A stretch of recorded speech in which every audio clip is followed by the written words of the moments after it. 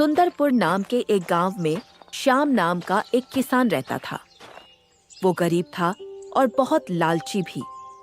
वो हर वक्त दूसरों के पैसे ऐंठने और अपने फायदे के बारे में सोचता रहता। कभी कभी तो वह दूसरों का नुकसान भी कर दिया करता था। एक दिन श्याम लकड़ियां काटने के लिए जंगल में आया। जल्दी जल्दी लकड़ियां काट कर ले जाता हूँ। जो लकड़ियां जरूरत से ज्यादा होंगी उन्हें मैं बेच दूंगा, कुछ घर में रख लूंगा। इस तरह मेरे पास पैसे भी आ जाएंगे।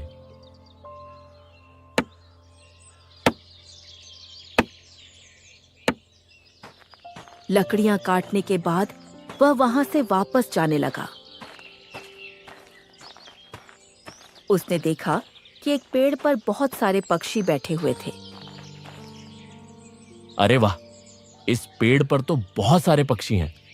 अब तो बारिश आने वाली है और मौसम भी खराब है। इस मौसम में तो मुझे बहुत सारे पक्षी मिल सकते हैं। अब एक काम करता हूं, घर से दाने और झाल लेकर आता हूं और इन पक्षियों को कैद करता हूं।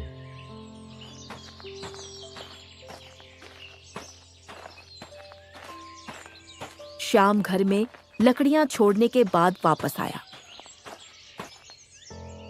उसने जमीन पर दाने डाले और जाल बिछाकर बैठ गया। बहुत सारे पक्षी उस जाल में फंस गए थे और उनमें एक कौवा भी था। अरे वाह, आज तो मैं बहुत फायदे में रहा। खेतों में काम किया और फिर लकड़ियां भी घर लेकर आया, और अब यह पक्षी आज तो मेरे हाथ बहुत सारे पैसे आ जाएंगे।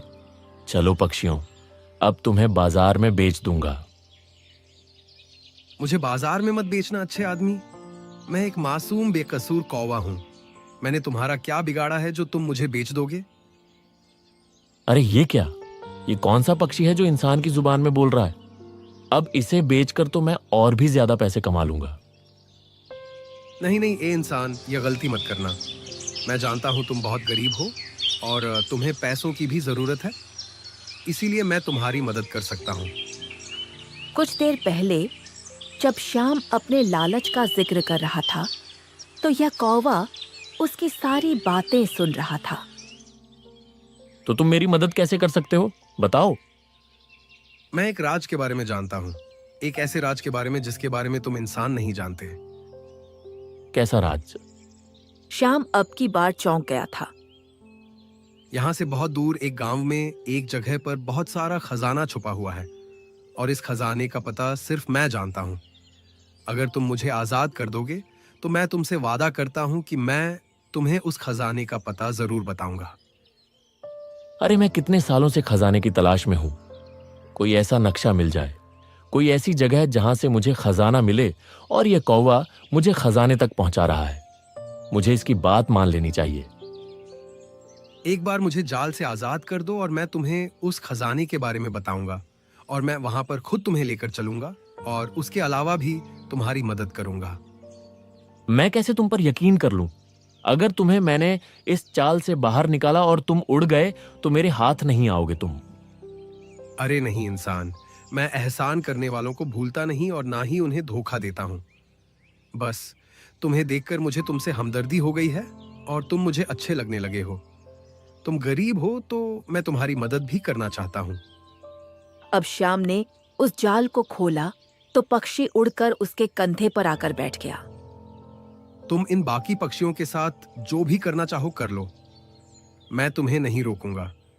मैं यहीं बैठकर तुम्हारा इंतजार करूंगा। तुम यहीं पर आना। मैं तुम्हें आज और अभी इस समय गुफा में लेकर जाऊंगा। ऐसा ना हो कि तुमसे पहले कोई और वहां चला जाए और इस राज को जान ले। श्याम पक्षियों को लेकर बाजार गया। उन्हें बेचकर उसने बहुत सारे पैसे हासिल किए।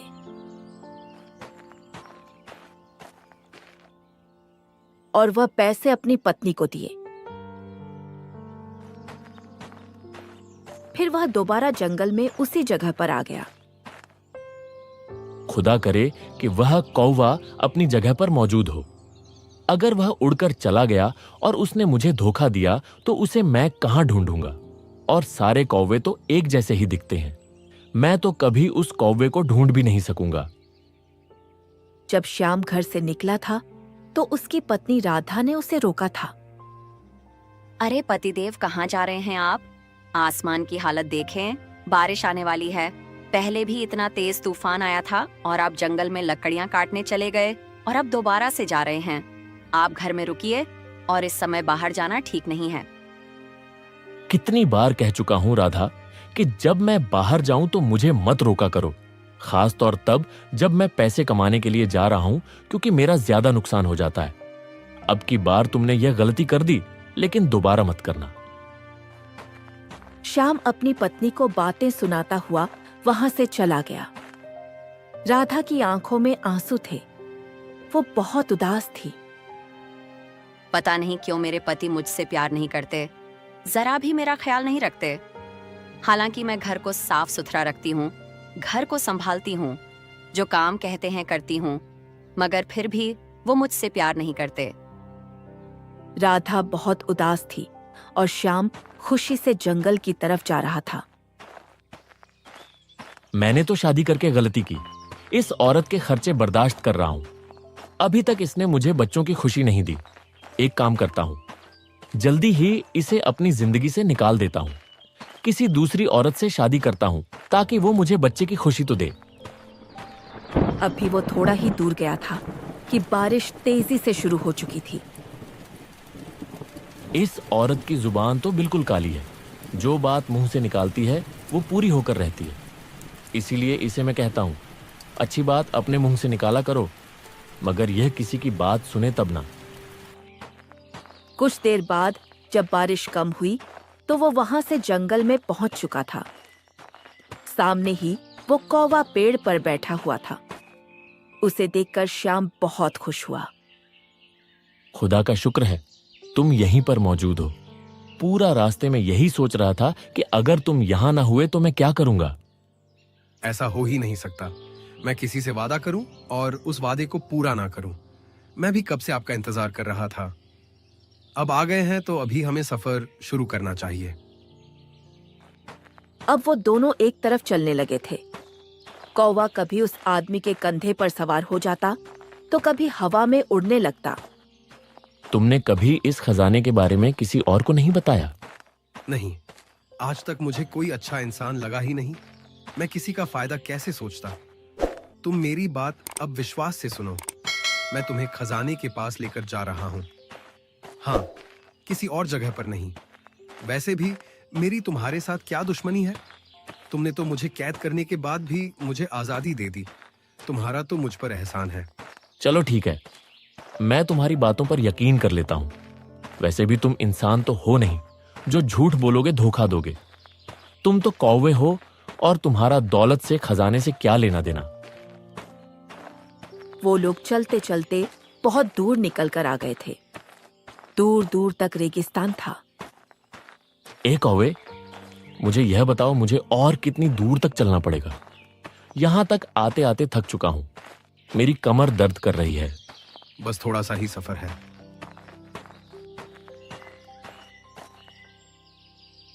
अब एक और बात मैं आपको बताने वाला हूं कि यहां से आगे मैं नहीं जा सकता। मैं सिर्फ आपको रास्ते के बारे में बता सकता हूं। क्या तुम मेरे साथ नहीं चलोगे? मगर क्यों? बस मेरी कुछ मजबूरी है। मैं यहां से आगे नहीं जा सकता, मगर आप चिंता मत करें। मैं आपको पूरा रास्ता समझा दूंगा।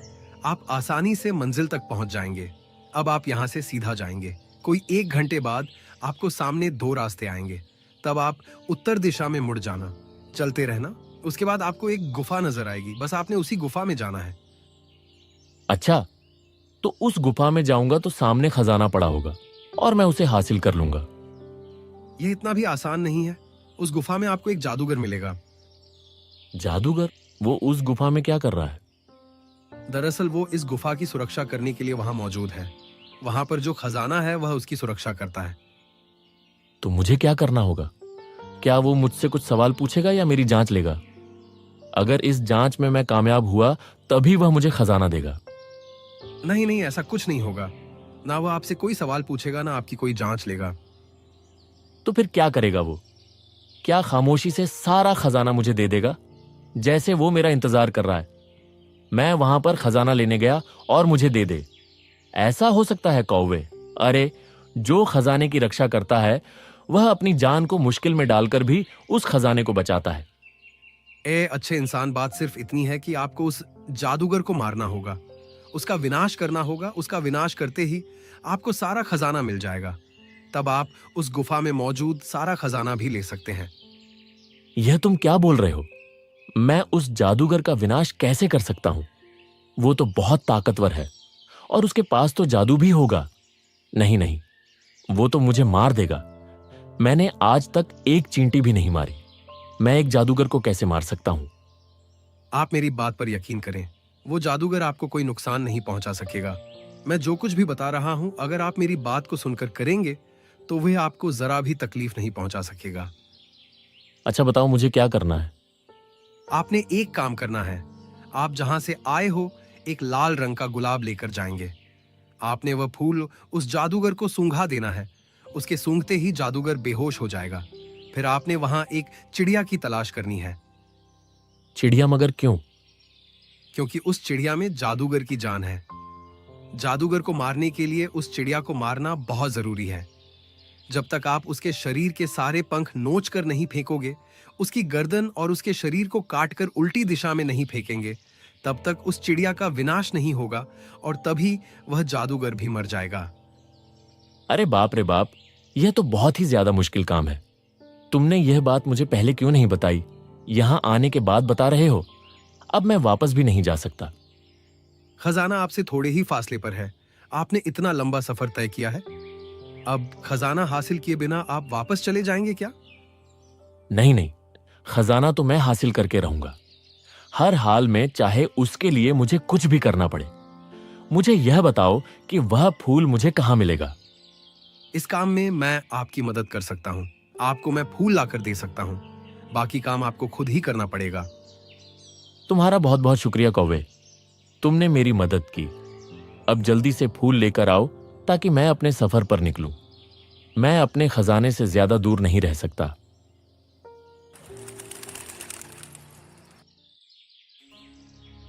श्याम वहीं एक पेड़ के नीचे बैठ गया था। कौवा उड़ते हुए बहुत दूर चला गया था। उसके गए हुए काफी देर गुजर चुकी थी। पता नहीं ये कौवा कहां चला गया, अभी तक वापस क्यों नहीं आ रहा। पता नहीं यहां मुझे कितनी देर तक इंतजार करना पड़ेगा। थोड़ी देर के बाद वो कौवा फूल लेकर आ गया। मैं कितनी देर से तुम्हारा इंतजार कर रहा हूं। लो, ये फूल लाओ, मुझे दे दो ताकि मैं अपने सफर पर निकलूं। आपने होशियार होकर सारा काम करना है। इस जादूगर को किसी किस्म का शक नहीं होने देना है। हाँ, मैं अपनी पूरी कोशिश करूंगा और उसे मुझ पर शक ना हो। मगर मैं उससे कहूंगा क्या कि भाई यहां क्यों आया हूं? मैं कौन हूं? आप उससे बोल देना, मैं गरीब आदमी हूँ, खजाने की तलाश में यहाँ पर आया हूँ। क्या खजाना तलाश करने में आप मेरी मदद कर सकते हैं? और जब जादूगर आपके पास आए तो आप उसे यह फूल सूंघा देना। उसके सूंघते ही वह बेहोश हो जाएगा और फिर बाकी काम मैं आपको बता चुका हूं कि आपको क्या करना है। ठीक है, मैं सफर पर निकलता हूं। श्याम ने वो फूल अपने कपड़ों में छिपा लिया था। अब वो चलते चलते बहुत दूर निकल आया था। अब उसके सामने दो रास्ते थे। इस कौवे ने बोला था कि मुझे उत्तर दिशा में जाना है, इसलिए अब मैं इस रास्ते का चुनाव करता हूं। मुझे यकीन है कि मैं अपनी मंजिल पर पहुंच ही जाऊंगा। श्याम इस रास्ते पर चलने लगा था।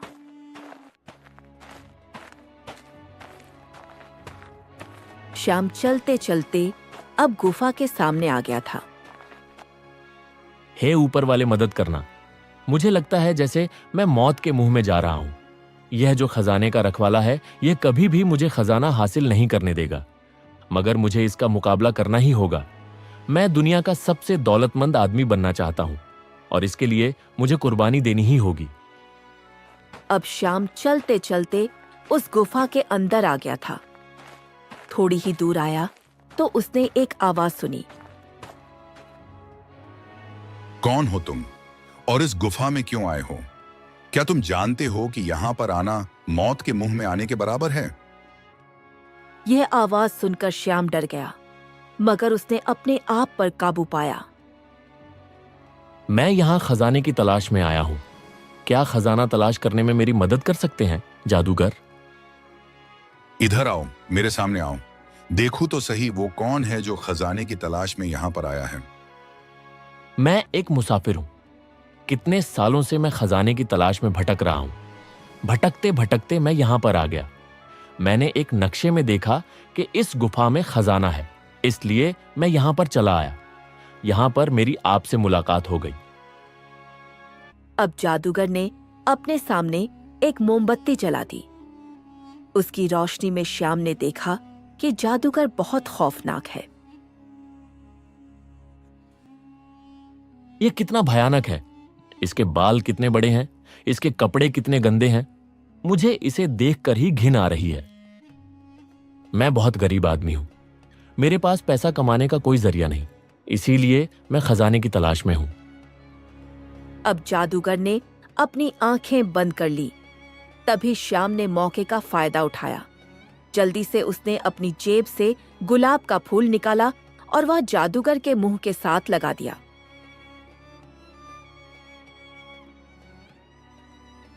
अरे तुम तो मेरे दुश्मन हो। तुमने मुझे धोखा दिया। मैं तुम्हारे धोखे में कैसे आ गया? जादूगर वहीं पर बेहोश हो गया। श्याम जल्दी से उस गुफा में उस चिड़िया की तलाश करने लगा। खुदा करे वो चिड़िया मुझे जल्दी मिल जाए ताकि मैं उसे मारकर इस जादूगर से जान छुड़ा सकूं और फिर खजाना लेकर अपने घर जा सकूं। श्याम ने उस मोमबत्ती की रोशनी में गुफा में हर जगह पर चिड़िया को तलाश करना शुरू कर दिया।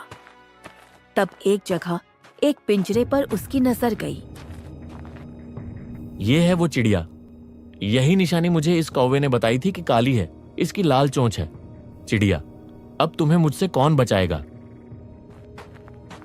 जैसे ही श्याम पिंजरे के करीब गया तो जमीन जोर जोर से हिलने लगी और वो गुफा अब इतनी जोर से हिल रही थी जैसे श्याम के सिर पर आ गिरेगी। और फिर उसी जादूगर की आवाज सुनाई देती है। खबरदार, अगर इस चिड़िया के पिंजरे को हाथ लगाया तो मैं तुम्हारी जान ले लूंगा। श्याम ने पीछे मुड़कर देखा। जादूगर की आंखें बंद थीं। वो अब भी बेहोश था, मगर यह आवाज उसके मुंह से निकल रही थी। मेरे पास यही कुछ पल बचे हैं। इन्हीं पलों में मुझे इस चिड़िया को मारना है। उसने पिंजरा खोला, जल्दी से चिड़िया को अपने हाथ में ले लिया। चिड़िया को देखकर वो घबरा गया। अरे, ये चिड़िया तो मुझे बहुत बुरी तरह काट रही है। इसकी चोंच कितनी तेज है, जैसे तलवार हो। श्याम के हाथों से लाल खून बहने लगा था, मगर उसने हिम्मत नहीं हारी। उसने चिड़िया की गर्दन एक चाकू से काट दी थी। उसके शरीर से सारे पंख नोच लिए। उसका सिर एक तरफ फेंक दिया और बाकी का शरीर एक तरफ। अब वो चिड़िया मर गई, तो अब वह भी मर जाएगा। अब मैं खजाना तलाश करता हूं। श्याम खजाना तलाश करने लगा था। तब उसे एक लड़के की आवाज सुनाई दी। अरे ये क्या? अब गुफा तो पहले से ज्यादा हिलने लगी, जैसे भूकंप आ गया हो। यह मेरे ऊपर गिर जाएगी। मेरे तो कदम उठाना मुश्किल हो रहा है। अब मैं क्या करूं? तभी श्याम को बाहर से एक लड़के की आवाज सुनाई दी। अरे श्याम भाई, जल्दी से बाहर आ जाओ। ये गुफा गिरने वाली है। आप इसमें मर जाएंगे। अरे तुम जादूगर के आदमी हो। मुझे यहां से बाहर इसलिए निकाल रहे हो ताकि मैं खजाना हासिल ना कर सकूं। अरे इस गुफा में कोई खजाना नहीं है। आप बाहर आए, मैं आपको खजाना देता हूँ। मैं आपसे वादा करता हूँ कि मैं आपको खजाने वाली जगह पर लेकर जाऊंगा, मगर आप अभी यहाँ से बाहर निकलें, वरना अपने लालच की वजह से अपनी मौत को गले लगा लेंगे। अरे तुम कौन हो जो मुझे लालची होने का ताना दे रहे हो? तुम क्या चाहते हो मुझसे? मैं वही कौवा हूँ जो इस जादूगर के मरने के बाद अपनी असली शक्ल में आ गया हूँ। आपने मेरी मदद की है और अब मैं आपको अकेले छोड़कर यहाँ से नहीं जा सकता। खुदा के लिए बाहर आ जाओ, वरना मैं खुद को कभी माफ नहीं कर सकूंगा। अरे ये आवाज तो उस कौवे की है। उसने मेरी इतनी मदद की तो आगे भी मदद करेगा। मुझे उसकी बात मानकर यहां से निकल जाना चाहिए। जब श्याम इस गुफा से बाहर आया तो वहां पर कौवा नहीं था, बल्कि एक लड़का खड़ा था जो कि एक राजकुमार था। मैं एक राजकुमार हूँ। मेरा नाम अर्जुन देव है। आपका बहुत बहुत शुक्रिया। आपकी वजह से मैं इंसानी शक्ल में आ गया। तुम क्या बोल रहे हो?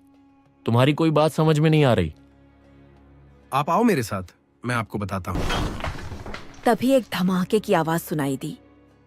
श्याम ने पीछे मुड़कर देखा तो वह गुफा खत्म हो चुकी थी। देखो, मैं इसलिए आपको बाहर बुला रहा था। मैं जानता था कि अब यह गुफा तबाह हो जाएगी। आपको भी जान से हाथ धोना पड़ेगा, इसीलिए मैं चाहता था कि आप बाहर आ जाओ। तुम कौन हो और इस गुफा का राज क्या है? यह जादूगर कौन था और तुम मुझे यहां क्यों लेकर आए? तुम एक कौवे के रूप में कैसे बदल गए और अब दोबारा एक इंसान बन गए? यह सब क्या है? मुझे कुछ समझ में नहीं आ रहा। आप आए मेरे साथ, यहां पर आकर बैठिए, मैं आपको सारी बात बताता हूं।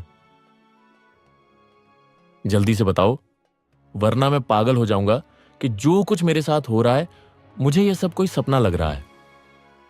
मैं एक राजा का बेटा हूं और मैं अपने राज्य का राजकुमार भी हूं।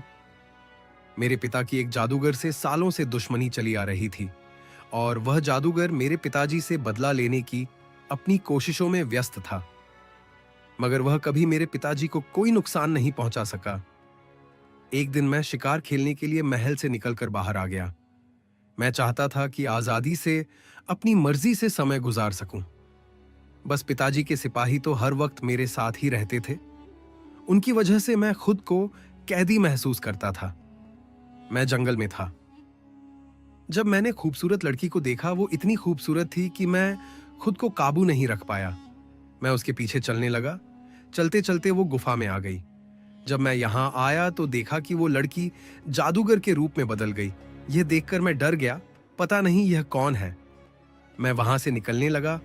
जब गुफा का दरवाजा बंद हो गया तब इस जादूगर ने मुझे बताया कि उसने मेरे पिताजी से बदला लेने के लिए मुझे इस गुफा में बंद कर दिया है और फिर उसने अपने जादू से मुझे कौवा बना दिया था। मैं यहां से वहां उड़ता रहा, अपने महल भी गया, सबको अपनी कहानी सुनाने की कोशिश की, मगर किसी को भी मेरी आवाज नहीं सुनाई दी। ना यह जान पा रहे थे कि मैं कौन हूं। तो फिर क्या हुआ राजकुमार अर्जुन देव? आपने इतना मुश्किल समय कैसे गुजारा?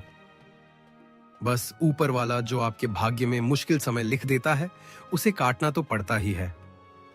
मैंने भी इस भाग्य का लिखा समझकर कबूल कर लिया था। मैं एक जगह से दूसरी जगह भटकने लगा।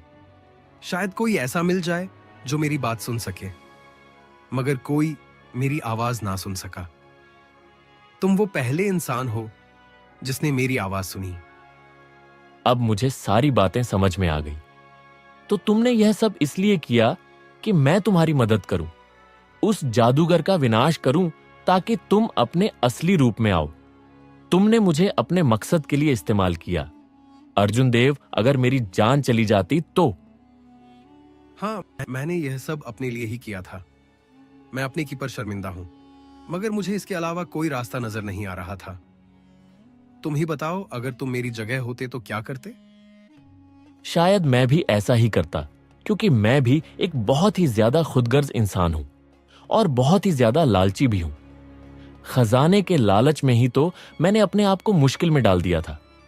यह भी नहीं सोचा कि इतनी आसानी से खजाना भला वो जादूगर मुझे कैसे दे सकता है। मेरे अच्छे दोस्त, खजाना तुम्हें जरूर मिलेगा। मैं तुम्हारी सोच से ज्यादा दूंगा। मैं अभी तक अपने वादे पर कायम हूं।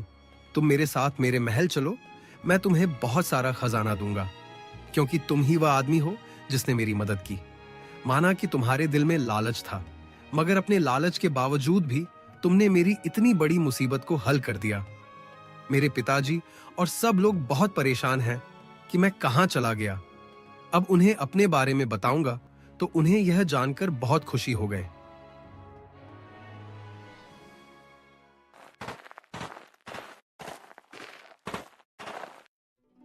अर्जुन देव श्याम को अपने साथ महल में लेकर आ गया। तभी अर्जुन देव को देखकर सब बहुत खुश हुए। मेरा बेटा महल में वापस आ गया। तुम्हें देखने को मेरी आंखें तरस गई थीं। मुझे विश्वास नहीं हो रहा कि मेरा राजकुमार मेरे सामने है। मेरा बेटा जीवित है। तुम कहाँ थे बेटा? अर्जुन देव ने महल में सब लोगों को बताया कि उस पर क्या घटना बीती थी। तुम्हारा बहुत बहुत धन्यवाद। अच्छे इंसान, तुमने हमारे ऊपर बहुत बड़ा एहसान किया। हम तुम्हारा यह एहसान जिंदगी भर नहीं उतार सकेंगे। पिताजी, इस इंसान ने मुझे नई जिंदगी दी है। इसे कीमती तोहफे देकर महल से विदा करेंगे ताकि हमेशा इस आदमी को हमारी याद आती रहे। नहीं अर्जुन देव, मुझे इसकी जरूरत नहीं। अब मुझे एहसास हो गया कि असली खजाना, असली दौलत अच्छे गुण है। जो इंसान की हमेशा मदद करते हैं उसके काम आते हैं। असली खजाना तो दुआओं का खजाना है, और जो आप लोगों ने मुझे दुआएं दी हैं वो हमेशा साथ रहेंगी। नहीं श्याम, यह हमारे महल की परंपरा नहीं। हम अपने पर एहसान करने वालों को ऐसे यहां से खाली हाथ नहीं जाने दे सकते। अर्जुन देव ने श्याम को बहुत सारा खजाना दिया और फिर उसे अपने महल से विदा किया।